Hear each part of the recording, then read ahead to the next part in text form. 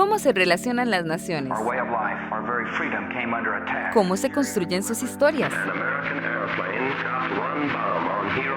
A partir de este momento, intentamos entender, profundizar, descifrar. ¿Cómo se configura el gran escenario de las naciones y cómo se toman las decisiones que mueven al mundo?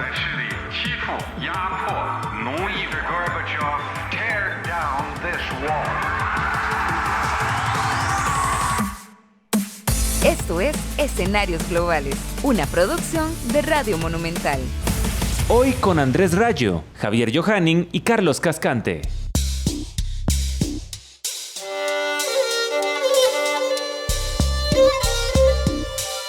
Nos hemos comentado en algunos programas sobre la necesidad de trabajar el tema China. Incluso hicieron usted con María Fernanda un programa con Andrés Rayo, que hoy también nos acompaña, sobre el estrecho de Taiwán y las diversas incomprensiones o comprensiones prejuiciadas que a veces hay sobre el problema del estrecho. Entonces, hoy repetimos un poco hablando de China, pero ya China como actor internacional. Claro, y es que es muy importante entender, para poder entender cómo es que China está actuando hoy, entender cómo es que surgió, ¿no? Y creo que precisamente entonces Andrés nos puede dar mucha luz al respecto. Andrés, bienvenido nuevamente. Muchas gracias por la invitación, un placer estar acá. Y quizá tal vez lo primero es irnos un poco atrás y pensar cuando Mao Zedong se para frente a las inmensas murallas de la ciudad prohibida e inaugura la República Popular de China.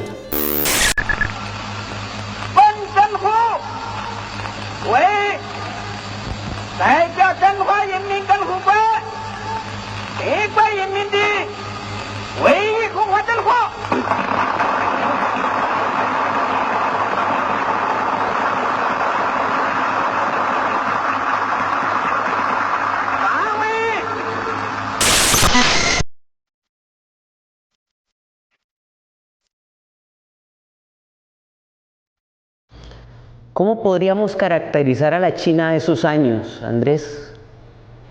Muy interesante. La respuesta que me surge primero es una China campesina, que es fundamental para entender desde los análisis más materialistas del marxismo los agentes del cambio en China.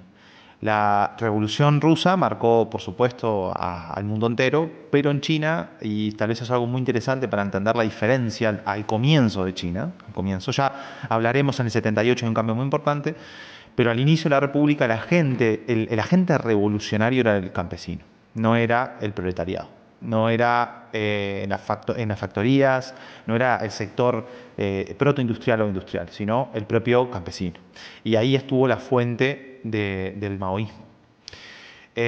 Una república muy pobre, varias décadas de enfrentamientos internos, externos, donde la lógica era rezar que no hubiera algún inconveniente climático para no tener miles, sino millones de muertos por hambrunas, cosa que también hemos visto en otros países asiáticos. Más recientemente lo hemos visto en Corea del Norte, en las últimas 3 décadas por lo menos, y ha sido una moneda de cambio que han utilizado en su momento para negociaciones internacionales y ayudas humanitarias, pero básicamente campesina, pobre, pero se logró consolidar a la República, independientemente de lo de Taiwán, que ya hablamos, donde empieza un nuevo proyecto nacional, una gran estrategia nacional de la mano del Partido Comunista, cosa que hasta el día de hoy no ha cambiado. Sí han cambiado algunos de los proyectos o algunos de los objetivos centrales, pero lo medular siempre estuvo en el marco del Partido Comunista. Lo habíamos mencionado en el de Taiwán, pero sí, siempre es bueno recordar que el Partido Comunista es mayoritariamente Han, la etnia más importante de China, algo así como 9 de 10 personas en China son Han, y hay un gran debate y discusión si el Partido Comunista lo que quiere es hanizar a China en el marco de un gran estado civilizatorio.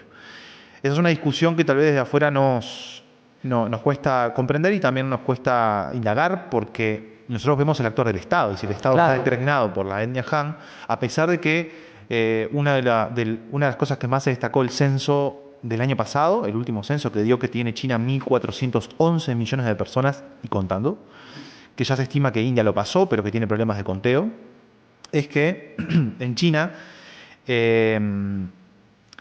la cuestión de la población de etnias minoritarias, entre otras las uigur, ha crecido y que China viene fomentando el crecimiento de esa población. Es algo que el gobierno chino, digamos, saca pecho de que efectivamente están haciendo algo por esa población. Después está la gran discusión de lo que pasa en zonas muy candentes como Xinjiang, con los uigur y los campos de educación o reeducación o campos de concentración, complicado de la terminología, pero que sí ciertamente tiene que ver con eso. Y ahí empieza un gran proyecto nacional. Eso me interesa puntualizarlo, Andrés y Javier, porque para entender a China hay que entender que ellos ven el tiempo muy distinto a como lo vemos de este lado del mundo. Cuando se habla de un gran proyecto nacional, ellos no lo piensan a 10 años, a 20 años, sino que tienen una noción donde el largo plazo es gigantesco, es un lapso de tiempo enorme, y la presencia de una unidad política llamado Partido Comunista Chino se ve en ese espacio largo de tiempo. Sí, le dan una noción de planificación y una centralidad al accionar del Estado, en el que no están pensando, como decís, ni en 20 ni a 30 años, sino hasta puede ser que estemos hablando de 50 años o más a plazo. Y eso creo que también les ha permitido tener una paciencia muy interesante en términos de política tanto interna como externa, que les ha permitido también soportar ciertos vaivenes internacionales, podría decirse. Sí, de hecho, los planes quinquenales creo que son centrales para entender a China y la lógica por cómo funcionan. Las estrategias, por ejemplo, de elaborar políticas focalizadas en zonas concretas, en localidades, para evaluar su impacto y ver si se replica o no, es fundamental. Y por otro lado, los planes quinquenales dan cierta garantía de funcionamiento hacia dónde tiene que ir el país. Uh-huh. Después se evalúa si eso ha funcionado o no, y les adelanto desde ya que en lo que podemos decir en ciencias políticas, la accountability funciona, aunque deberíamos poner un poco más el ojo en si esa accountability responde de verdad a si funcionó o no las políticas creadas por esos planes quinquenales, pero sí ciertamente más del 90% de lo propuesto en los planes quinquenales técnicamente para el gobierno se cumple. Y eso es positivo para China porque lo que va haciendo es ensayo y error. Uh-huh. Y hay un elemento ahí en estos inicios de esta República Popular que siempre es de debate, que es la relación del Partido Comunista Chino con el Partido Comunista Soviético, que al final son las relaciones entre dos potencias. China en ese momento pobre, masacrada por la guerra, y una Rusia que está saliendo triunfadora de la Segunda Guerra Mundial, pero igualmente débil por todo lo que había sufrido. Y digamos, en las visiones actuales, que no recorren un poquito ese traslado, no se observan los enormes problemas que tuvo y que ha tenido esa relación incluso desde ese momento. Definitivamente. De hecho, la cúpula del Partido Comunista ya en esa época, salvo Mao, estudió en el exterior. Y de hecho eso ha pasado en todos los líderes, si no me equivoco. Creo que en todos los líderes. Pero digamos, en términos generales, la cúpula estudia en el exterior. Pero en su momento habían varios proyectos para estudiar, y de hecho estudiantes del partido iban a Moscú, pero hubo un cambio bastante importante cuando se notó, terminando ya la guerra civil, llegando al 49, cierta actitud dubitativa de la Unión Soviética, que implicó, por ejemplo, entre otras cosas, que Deng Xiaoping estudiara en Francia y no necesariamente en Moscú. En ese marco, la relación con la Unión Soviética fue cambiando. Primero, la actitud dubitativa de Rusia, de la URSS en su momento, tiene que ver con que, lo que mencionaba al principio, el agente del cambio es muy distinto, las propias características de la Revolución China son distintas a la soviética, o fueron, y eso es algo que tal vez en los titulares se olvida. Es decir, no son los mismos comunismos, son distintos comunismos, muy diferentes. Y hasta el día de hoy, por eso China de alguna forma ha logrado sostener también porque las otras fuerzas en el mundo en disputa de lo que es la hegemonía global, claramente no tenían a China como target o como objetivo en un primer momento, y sí a la Unión Soviética, algo que estamos viendo parecido ahora, que incluso los propios chinos han respondido ahora a Estados Unidos, o algunos periodistas muy importantes de cadenas importantes en China, de que le están pidiendo a China que ayude a Estados Unidos para limitar al segundo oponente, para después salir más fortalecido e ir contra China. Esto es algo que se maneja desde China y hay que prestar mucha atención. Pero en el marco de la historia, las relaciones fueron muy tensas.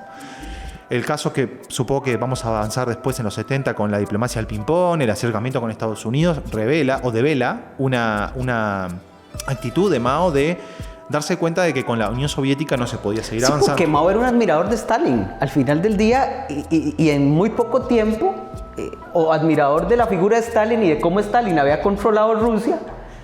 Y en muy poco tiempo dice, no, yo con este no puedo ser amigo, tardó en reconocerme, me tiene problemas fronterizos. Creo que ese es un punto muy importante, porque si bien las dos salen potencias victoriosas de la Segunda Guerra Mundial a un gigantesco costo humano, terminan teniendo varios conflictos a lo largo de sus fronteras, e incluso también durante la creación de Mongolia. Por lo que entonces ahí, creo que precisamente ahí es donde en China, si no más me equivoco, se empieza a develar algo que luego Vietnam le va a achacar a China. Y es un imperialismo soviético que luego Vietnam, ¿verdad? Ho Chi Minh le dice que no, es que hay un imperialismo chino, pero por más que sean potencias comunistas. Y entonces aquí hay como una serie de críticas entre estos, precisamente por no solo el control de fronteras, sino de territorios específicos y estratégicos. Y yo creo que también había otra cosa ahí muy importante, que es que Mao tenía que crear su propia figura de autoridad y no podía basarla en Stalin. O sea, el culto a Mao tiene que surgir de crear una imagen de Mao, que a mí particularmente la sala dedicada a Mao del Museo Nacional de Pekín siempre me ha llamado muchísimo la atención, cómo se construye esa imagen del niño Mao, ya sabio, que conoce todos los problemas que atañen a la China de ayer, de hoy, de mañana, y que tiene un nacimiento incluso milagroso, y que ya a los 12 años tiene una noción absoluta de toda China y cómo eso te lo representan. Para eso había que limitar la figura de Stalin y de la Unión Soviética. In Moscow, Red China's Foreign Minister Chou Enlai signs a 30-year treaty with Soviet Russia as dictator Joseph Stalin looks impassively on. The treaty, the result of 2-month secret negotiation, binds each to aid the other if attacked. Russia's Molotov sees Foreign Minister Vyshinsky sign. Red China's boss, Mao Zedong, isn't saying what China gave Russia in return for such treaty aid as a $300 million Russian loan.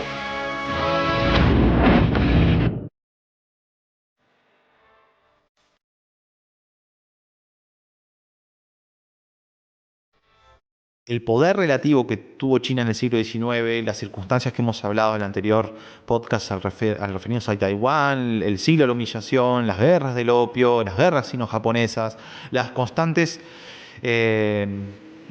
percepción del pueblo y la nación china de haber salido perdedora de varias de esas batallas, no batallas estrictamente en el campo, sino no en el campo, en el campo de batalla, pero sí siempre del lado del perdedor en cualquier disputa.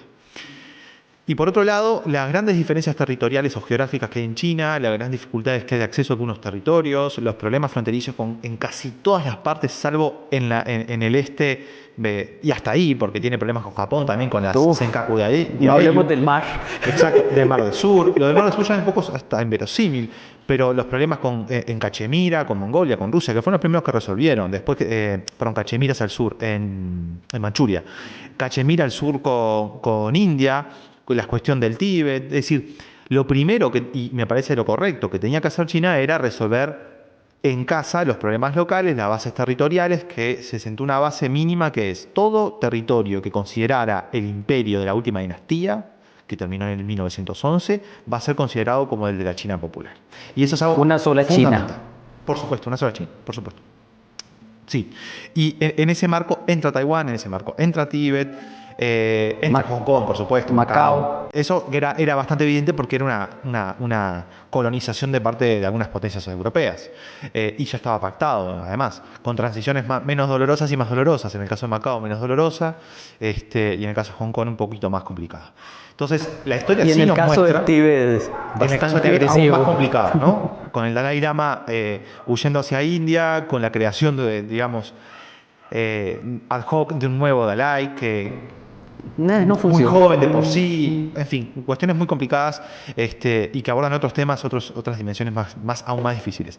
Pero en concreto, en la historia entendemos o vemos que China se ha tomado su tiempo para para resurgir, reemerger en el escenario internacional de las grandes potencias en lo que llamamos la mesa chica, y tiene una explicación histórica. Y esto está presente desde Mao. Desde antes, pero desde Mao en concreto, y eso sí está en el ADN, no solo del partido, sino del propio pueblo chino. Y el gran problema que tiene, o que tuvo Mao y el Partido Comunista en su momento, era cómo llegar a todo el país. Hay un montón de casos, siempre recuerdo esta anécdota, y es un gran escritor, pero nunca me acuerdo del nombre, un chino que vive en Francia, que escribió La costurera china, un libro pequeño, muy interesante, que relataba, por ejemplo, para que se entienda las grandes diferencias que hay adentro de China, así como aquí propio en Costa Rica hay algunas diferencias por regiones, se pueden imaginar en semejante territorio, que si no me equivoco es el tercero o el cuarto más grande del mundo, donde en ese libro, que es obviamente ficción, se relata la época de la Revolución Cultural y que dos niños, 7 y 8 años, viajaron a la zona noroeste, exacto. Aquí me están pasando el nombre del autor. Y te estamos pasando el Tai foro. Xie. La costurera china, muy interesante, y relata que esos niños, como sabían pequinés o mandarín, es decir, el idioma de la capital, lograban sortear algunos inconvenientes de acceso a alimentos, podían cobrar algún tributo ficticio, se las rebuscaban, sobrevivían en un marco muy hostil porque lograban hablar mandarín. Y la zona no lograba detectar si lo hablaban bien o mal. Y lo hablaban muy mal, porque eran chicos. Y tenían un año de escolarización, pero ya eran considerados burgueses porque sus padres en algunos casos eran dentistas en algún barrio, o odontólogos. Entonces, realmente era un caso muy particular.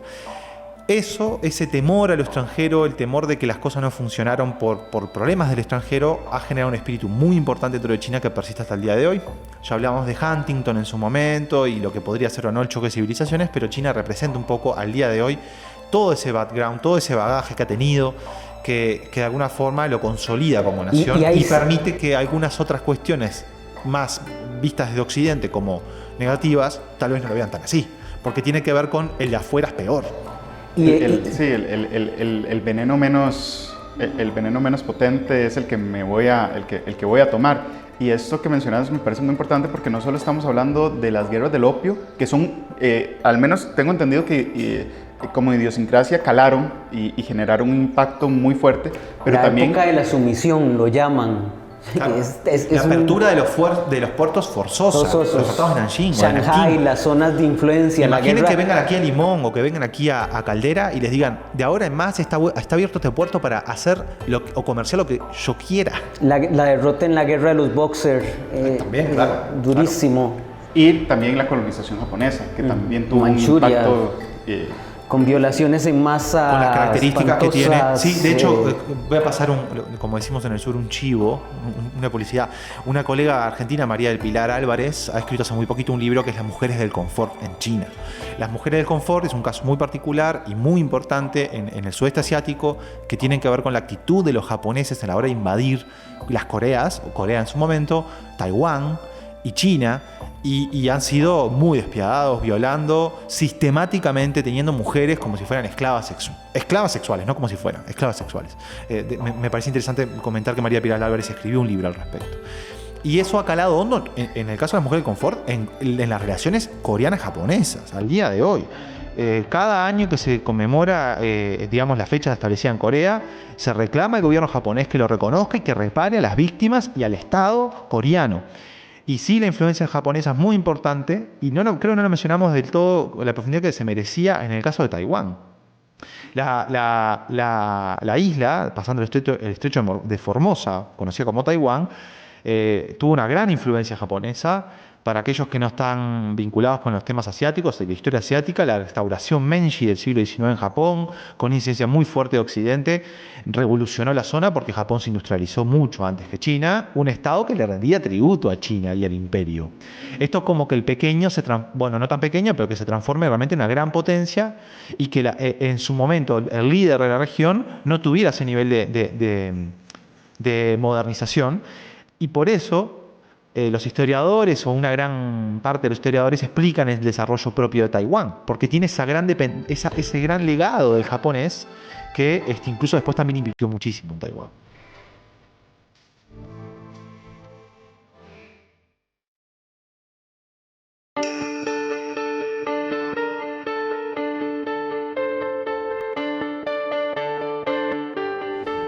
Interesante porque en el caso de Japón y antes, previo a la restauración Meiji, también es obligado a abrir puertos por parte de Estados Unidos, y también entonces hay una fuerte influencia de parte de Estados Unidos precisamente buscando la apertura de nuevos mercados de consumo para su manufactura, ¿verdad? Entonces como que se repiten ciertos procesos que luego se reproducen por estos actores que los recibieron en un inicio en otros actores y empiezan a ver. Lo que pasa es que en el caso de Japón también hay una enorme decisión interna cuando se dan cuenta que no pueden competir contra Occidente de modernizarse a diestra y siniestra. Fue una modernización violenta. Absolutamente.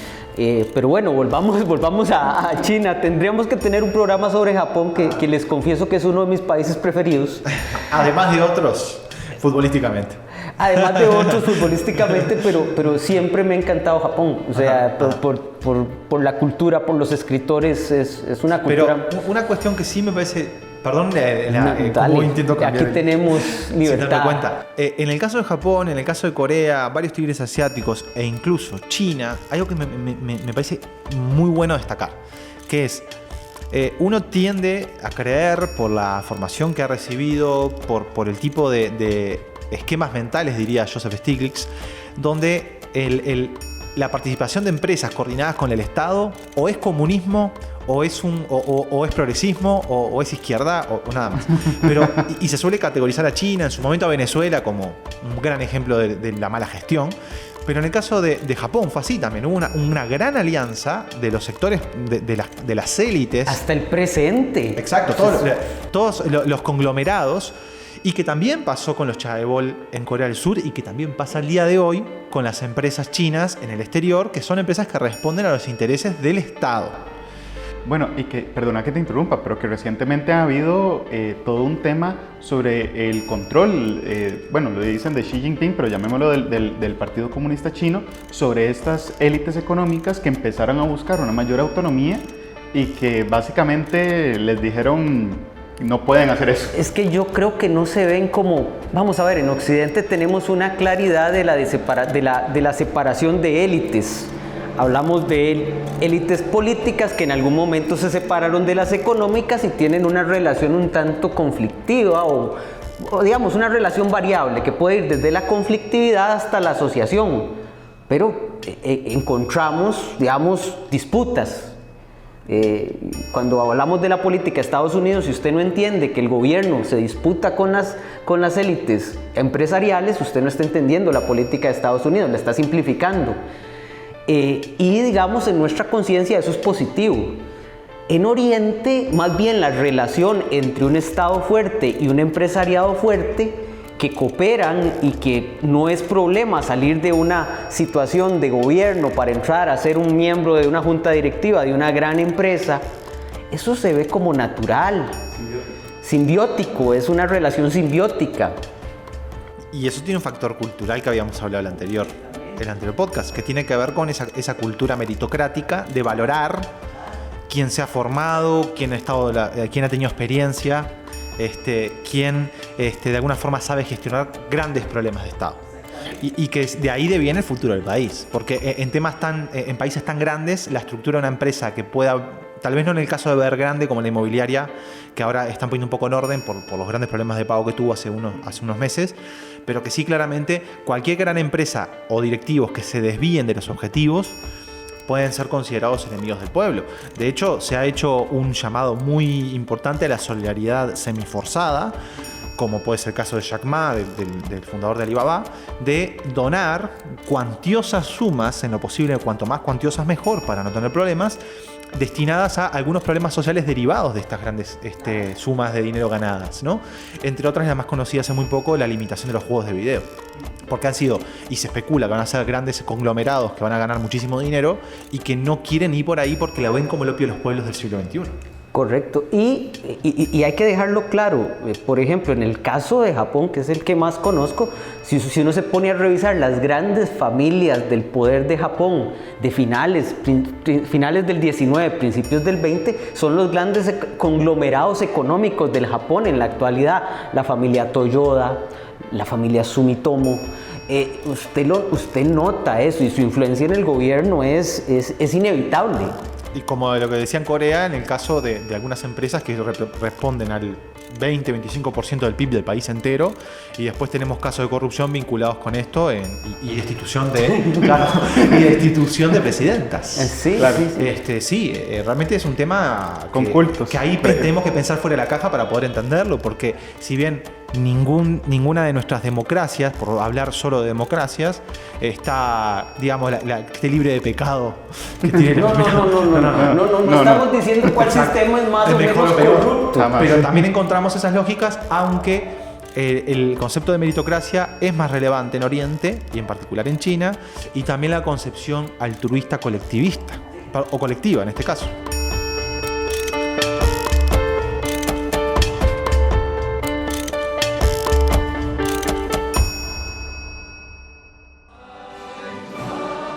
Se trata de un mitin a gran escala. Cerca de 2.300 delegados en representación de los 89 millones de miembros del Partido Comunista Chino tienen los ojos puestos en un hombre, Xi Jinping.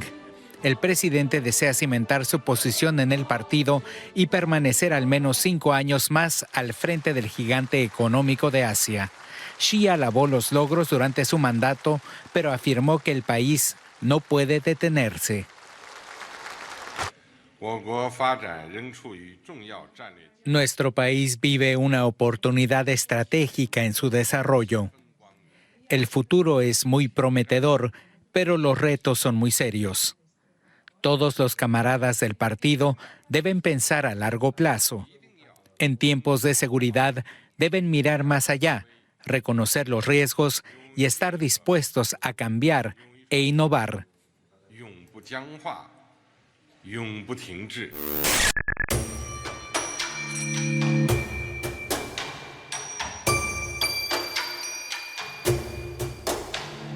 Quisiera hacerte una consulta porque hemos hablado un poco de esta influencia cultural y que también viene a influenciar no solo las relaciones Estado, sociedad civil, ¿verdad? Sociedad política, sociedad civil, sino también toda esta noción de planificación y visión de largo plazo. Pero ¿hasta qué punto el accionar, el funcionamiento también del Partido Comunista Chino, que me parece que es algo importante de dejar claro, hemos hablado de los planes quinquenales, pero hasta qué punto ese funcionamiento, cómo se organiza, cómo precisamente premia el ascenso y en qué medida premia el ascenso de sus cuadros, ha permitido también construir todas estas nociones que mencionas? Y perdón, antes de que respondas le agrego algo más para reencauzar a donde estábamos saliendo de la década de los 50, pues nos despistamos un poco, pero vale la pena, que también la otra visión un poco errada que tenemos del Partido Comunista Chino es que es un partido unívoco y que no hay disputas internas, y creemos que porque se dice que es un régimen de partido único, solo hay una posición y esa es la que se sigue, y que eso no fue cierto desde el principio, desde la inauguración de la República, ¿verdad? Sino que hay una fuerte disputa interna entre conservadores y occidentalizadores, en fin, que nos relates un poquito, aprovechando esto de la meritocracia, esas disputas. Incluso, bueno, he escuchado hasta de más tradicionales confucianos a algunos que quieren resurgir con algún pensamiento más ortodoxo marxista, ¿verdad? Hasta cierto punto. Sí, bueno, hay un montón de temas ahí para abordar en todo caso, pero para ser bien concreto, el Partido Comunista evoluciona como cualquier sistema político. El Partido Comunista evoluciona como cualquier sistema político. Esto quiere decir que es un sistema político en sí mismo. Por supuesto que algunas lógicas son distintas a un sistema político partidario o de partidos como lo conocemos nosotros, por las propias, por los propios enraizamientos con el Estado. Es decir, la vinculación del partido con el poder estatal es tan fuerte que a veces lo hace más ortodoxo, no tanto en su visión conservadora, sino en su incapacidad de movimiento. Pero sí hay disputas internas. En algunos momentos de la historia mucho mayor, en algunos momentos de la historia mucho más flexible, donde se daba espacio incluso en el propio Politburó, en el comité más reducido del Partido Comunista de China, a diferentes voces. No pasa últimamente. Después hay lo que hablábamos de ensayo y de error de las políticas, también funciona con los políticos. Así es la propia historia de Xi Jinping, así ha sido la historia de la mayoría de los líderes del Partido Comunista Chino. Digamos, para no irnos a la actualidad, para dejar espacio después para poder hablar, en esas primeras 2 décadas al menos de la China, de la República de China, lo que sí hemos visto, o lo que sí se puede mencionar así como título, es que hubo un gran acuerdo nacional, producto del sentimiento de victoria en la guerra civil y la esperanza de la unión de un país, con grandes desigualdades internas a nivel geográfico, donde algunos sectores estaban más consolidados que otros, pero que el propio actuar y la centralización del Mao, en Mao, en la imagen del camarada Mao, fue un factor distorsivo para la propia interna del partido. No soy experto en la historia del Partido Comunista, claro, porque esto en China hay muchos expertos para muchas cosas, no es mi caso experto en la historia del partido. Pero sí está claro, preguntémosle a Deng Xiaoping, por ejemplo, que tuvo el propio padre Xi Jinping, que estuvo apresado, enviado a prisiones para políticos en la época de la Revolución Cultural. Es decir, habían diferencias muy, muy importantes en cuanto a cómo abrirse al mundo, en cómo organizar la propia economía interna para tender a una economía próspera que logre las condiciones materiales para que la población pueda vivir bien. O diríamos de forma acomodada, como se tiene como objetivo. Pero en el propio Partido Comunista me es muy difícil explicarlo sin mencionar el propio proceso eleccionario del Estado, ¿no? Porque realmente están muy enraizados. Primero, y lo había mencionado en el anterior podcast sobre Taiwán, existe participación de los partidos políticos que no son el Partido Comunista en la Asamblea Nacional Popular, es el órgano legislativo, que sesiona muy poquitas veces en el año, muy pocas veces, pero que llega con un mandato muy claro. Es decir, no se da tanto espacio para el debate. El debate técnicamente se da desde abajo. El proceso es un proceso de elección por categorías, vamos a llamarlo, donde, por ejemplo, los universitarios tienen representación, los docentes universitarios, todo el conglomerado universitario puede elegir sus representantes. Hay una gran discusión de si esos representantes tienen libertad o no, pero en realidad hay competencia, eso sí es cierto, hay competencia. Hay gente que se queda fuera, digamos, con intenciones de participar, y eso paulatinamente, en forma piramidal, va subiendo en elecciones indirectas. Es decir, se vota a nivel de base y después esas personas que se votaron, esos representantes, van votando a otros y así sucesivamente hasta arriba. En el marco del ensayo de error con los planes quinquenales que mencionábamos y que vemos hasta el día de hoy en China, también hay ensayo de error de políticos. La evaluación de cómo esos políticos funcionaron en sus respectivas jurisdicciones a nivel micro y después a nivel más macro, también repercute en la capacidad que puedan llegar a las grandes escalas de la política. Todos los líderes que hemos visto, o la mayoría, han pasado por ese proceso. Por lo cual, en el Partido Comunista también existe un proceso competitivo muy importante. Por supuesto que existen grandes apadrinamientos muy importantes y que hasta hace hasta hace 2 periodos, ya terminando este año con el segundo de Xi Jinping, que probablemente en noviembre tenga un tercer periodo, habíamos visto un recambio generacional y habíamos visto que en cada participación del segundo mandato de ese presidente, por ejemplo, en el segundo mandato de Jiang Zemin, había participación de las, no quiero decir las cúpulas, pero sí de los sectores de Hu Jintao. En el segundo mandato de Hu Jintao ya había participación en el Politburó de sectores de Xi Jinping. Habían llegado a un acuerdo no escrito de distribución histórica del poder, ¿verdad? Exacto. Y además hay un tema muy importante. Ustedes se pueden imaginar lo difícil y lo que tiene que ser la ingeniería dentro del partido para que se esté saliendo un presidente de la magnitud de un presidente de China y secretario del partido y que no tenga influencia. Entonces es una forma de dejar espacio a los que vienen y dejar espacio a los que se van, con algunas normas que al día de hoy no se cumplen, ¿no? Como esto de tener al menos de 67 años para participar, para darle oportunidad después a competir.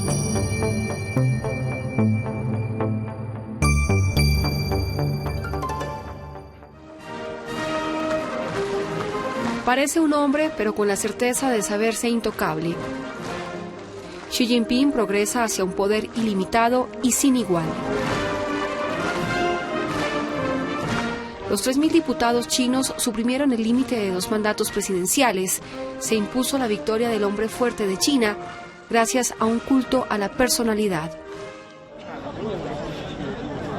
En este mercado de antigüedades en Pekín, el culto de la personalidad alrededor de Mao Zedong sigue intacto 40 años después de la muerte del gran timonel. Sin embargo, en los puestos también están los bustos de Xi Jinping.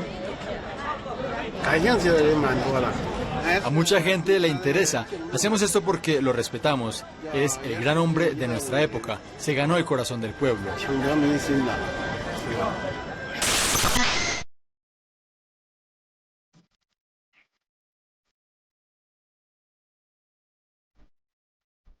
Algo que se ha venido mencionando es que precisamente eso que acabas de mencionar, de ese proceso de transición, no está pasando con Xi Jinping y que va para un tercer periodo que es algo histórico, que ¿verdad? No pasa que desde, no sé, Mao, y que esto nos dice de que hay al menos desde Occidente lo ven de esta forma, no sé si es la forma más correcta de verlo, pero es una personificación, ¿no? de liderazgo en China. Definitivo, no se puede negar. Eso no se puede negar. Está en la Constitución ahora Xi Jinping. E incorporarse como uno de los grandes pensadores del comunismo de chino. Claro. Y no se puede negar porque la transición, una vez que se muere Mao en el 76, no sé si después de esto podemos pasar a los 70 para darle más contexto. Antes de eso, Andrés, hay 2 cosas que a mí siempre me llamaron la atención de esos décadas de los 50 y 60 chinos, y especialmente porque leí El último emperador, que es... y vi la película que tiene, hago un paréntesis, un enorme error histórico de Costa Rica. Porque en la película, cuando están presentando que nombran a Pu Yi como el jefe de Estado de Manchuria, en una parte de los diálogos dice: tenemos reconocimientos de tantos países y de Costa Rica. Eso no pasó. Costa Rica nunca reconoció al Manchukuo, pero, digamos, es comercial local de política exterior de Costa Rica. Una fake news. Una fake news dentro de la película, que por sí es una gran película, muy, muy hermosa. Bueno, pero en el libro hay una parte muy interesante que narra la revolución cultural y de cómo Pu Yi es reculturizado, remasterizado. En mi tiempo le dirían, le lavaron el coco, y empieza a plantear cómo su vida ha cambiado. Pero hay otra parte que, digamos, que no se plantea tan en serio, que es la primera gran reforma económica que lleva a cabo el maoísmo, pensando en que en 5 años iban a industrializar el país. Y se quedaron sartenes. Exactamente, entonces, y una enorme matanza de personas.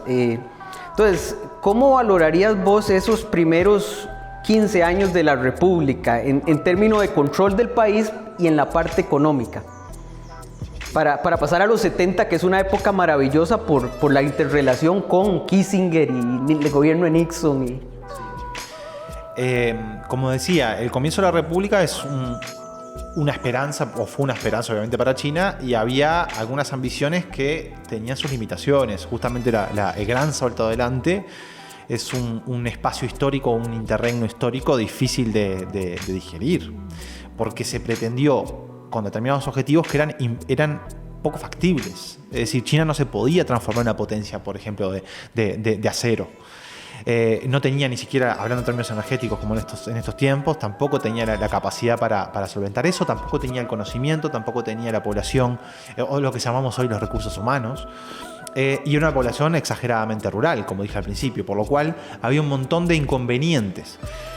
En donde se puso más foco, y creo que tal vez esto es una valoración que estoy pensando en voz alta, así que aclaro. Dale, en este programa hacemos hipótesis, pensamos en voz alta. Ahí va, muy bien. Con total Pero tranquilidad. todo queda grabado, eso es el problema.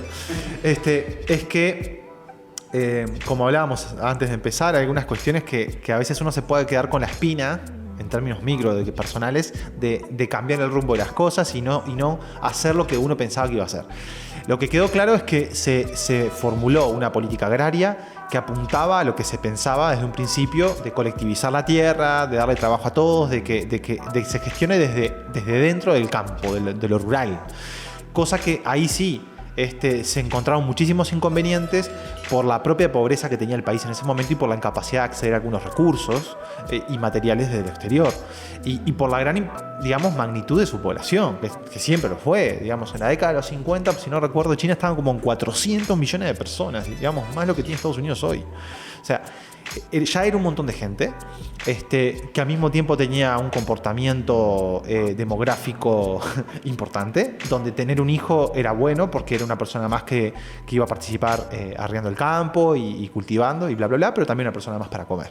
Entonces había un inconveniente. El gran salto adelante generó un inconveniente que fue esa propia colectivización llevó a la población a formar parte y también, como decíamos, a fundir incluso las propias ollas para cocinar. Entonces, realmente había un grado de escasez elevadísimo. Esto generó justamente problemas a nivel interno del partido, esto se sabe, incluso hay un gran documento del partido en el 76 o en el 77, ahora no me acuerdo muy bien, pero fue posterior obviamente a la muerte de Mao. Obviamente. Donde el título es la revisión sobre el actuar del camarada Mao, donde ahí se busca un poco lavar la cara de algunos errores importantes como el gran salto adelante, la propia revolución cultural, que voy a comentar algo en particular sobre la revolución cultural y el confucianismo.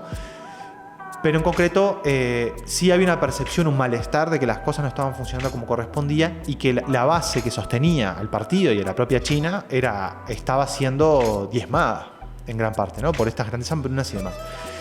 Y ahí sí se focaliza en la centralización del poder, en la centralización de la figura de Mao, lo cual, como mencioné, generó algunos inconvenientes con otros líderes que fueron apresados y que, una vez muerto Mao, habiendo hecho la revisión del camarada Mao y algunos errores que no debían volver a cometerse, que no volvieron a cometer, y esto es algo de ensayo y error nuevamente, le daba más libertad ya en la época de Teng a actuar de otra manera, o sea, a buscar nuevos caminos. Dame un segundito, una cuestión muy particular porque tampoco quiero profundizar mucho sobre eso. Confucio y la imagen de Confucio y digamos esto que damos por hecho como una máxima de la realidad china. Exacto, que cualquier chino ama a Confucio y que lo amó siempre. Eso no fue así. En la Revolución Cultural no era tan querido. No.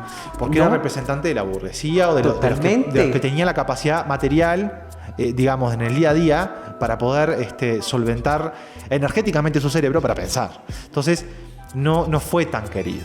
Y esto fue un cambio también en la época de moderna o post-Mao. No digo que en algunos momentos Mao no llamara a la imagen de Confucio, pero posteriormente sí se centralizó en la imagen de Confucio para transmitir al exterior y al interior como parte de esa gran estrategia nacional y consolidar un ideario común. Y que al mismo tiempo también está penetrado en la propia cultura. Y esto difiere un poco con la escuela legalista de China, no tanto del taoísmo. El taoísmo... No, el taoísmo es otra historia. Exacto, otra historia aparte. El taoísmo le sirve muy poco al Estado. Ajá. Al final y en el caso del día. legalismo sí es muy importante porque no es una contradicción, porque a veces encontrar o hacer visiones dicotómicas o binarias es nocivo para el razonamiento. Pero sí es cierto que en su momento se contrariaba el legalismo con el confucianismo. Y hoy, la nueva constitución de China es bastante legalista. Por ejemplo, promueve un Estado de Derecho a modo occidental, es decir, el respeto al Estado de Derecho. Entonces, hay una tensión muy fuerte en la historia de China entre legalismo y confucianismo, entre esto del mérito o que la ley está por encima de todo. Claro, o la virtud moral, en el caso de Confucio. Pero es muy interesante lo que decís, porque a veces pensamos y nos venden la idea de que, bueno, lo que plantea el Partido Comunista Chino es una evolución sin cortes de lo que ha sido la historia del pensamiento chino, sin pensar que como en todo ejercicio de poder, vos agarrás la cultura, la reformás de acuerdo con tus intereses, tenés proyectos culturales para generar discursos políticos. Es decir, eso es normal. Y bueno, lo decía Benedict Anderson y un poco, por supuesto, Eric Hobsbawm, las tradiciones se inventan, se modifican, se hace pensar que lo que tiene 5 años tiene 200 años, 300 años, en el caso de China miles de años, pero puede ser tan nuevo como lo que se quiera escribir en los libros de historia. Sí, bueno, dos cosas me surgen ahora. Precisamente en esto que mencionabas del confucianismo y la relación con el legalismo en China, me parece que hasta cierto punto en autores como Yang Xuetong se logra una cierta sincreción para el tema de la autoridad humanitaria que tiene que mostrar China, que es básicamente la búsqueda de la hegemonía futura del siglo XXI, ¿verdad? El realismo con características chinas. Exacto. Y la otra cosa que te iba a mencionar era sobre precisamente esta revisión del camarada Mao. ¿Qué tan cierto es que se le atribuyó muchos de los errores de Mao a la esposa del momento de él? En toda esta una relación muy patriarcal, dicho sea de paso, ¿verdad? Y todas estas nociones muy machistas, y que fue como una forma de lavarle la cara a Mao, pero también encontrando un chivo expiatorio y evidentemente en una mujer, ¿no? Claro, eso ahí está haciendo referencia a un hecho histórico muy importante que es el juicio a la banda de los 4, se le llamaba. Una vez muerto Mao, la esposa junto con 3 líderes muy importantes fueron señalados como los grandes responsables, pero no Mao.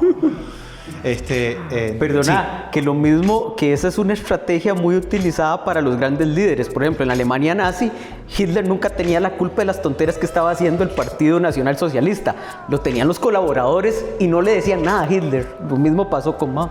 Sí, digamos, es muy difícil estar ir a esa época, estar seguro de exactamente, pero a ver, claramente hubo errores muy evidentes y que, digo, para ser muy honesto, a la verdad, por supuesto que a China no le hace mucha gracia este tipo de estos momentos en la historia y que uno esté recordándolo, porque claramente es un momento complicado de justificar. Pero no me acuerdo ahora la palabra cuando uno piensa desde otra época. Anacronismo. También uno tiende a cometer ese error, ¿no? Porque con el hoy es muy fácil a veces hablar de pasado. Normal. En ese momento así funcionó. Lo que sí está bien claro para salirme por la tangente es que una vez que se hace el proceso de revisión y se culpa a la banda de los 4 de los errores del Partido Comunista que no se querían repetir, fueron enjuiciados, fue televisado, fue un gran show en su momento, un gran show para la época además, y que eso le dio inicio a un gobierno títere, si se quiere decir, el de Wu Feng, quien estuvo manejando el barco como pudo, y mientras detrás de bambalinas se empezaba a proyectar este nuevo proyecto de modernización llamado Reforma y Apertura por Deng Xiaoping, que ciertamente tampoco perteneció, nunca fue presidente de China, cosa que a veces uno tiende a creer que sí, pero no fue secretario del partido. Fue secretario del partido, pero no el presidente de China. Pero independientemente de eso, lo importante es que sí era quien estaba detrás de esa gran propuesta de reforma de apertura. Pero en concreto, hubo un periodo de revisión que podemos llegar cronológicamente entre 76 y 78, donde se encontraron culpables, se persiguió a los culpables, se retiró de las cárceles a estos líderes que en su momento se habían preocupado por este tipo de políticas que habían generado muchas muertes y errores evidentes, donde tal vez tapando un poco el pasado, mirar un poco más hacia adelante, ¿no? Pero revisando desde el partido con ese gran documento. Y de fondo, en todo ese proceso, y eso es lo que vamos a empezar a conversar la próxima vez, la apertura de relaciones con los Estados Unidos, que vino a cambiar completamente la lógica de la Guerra Fría y del mundo y la lógica interna de China. Esto es Escenarios Globales, una producción de Radio Monumental.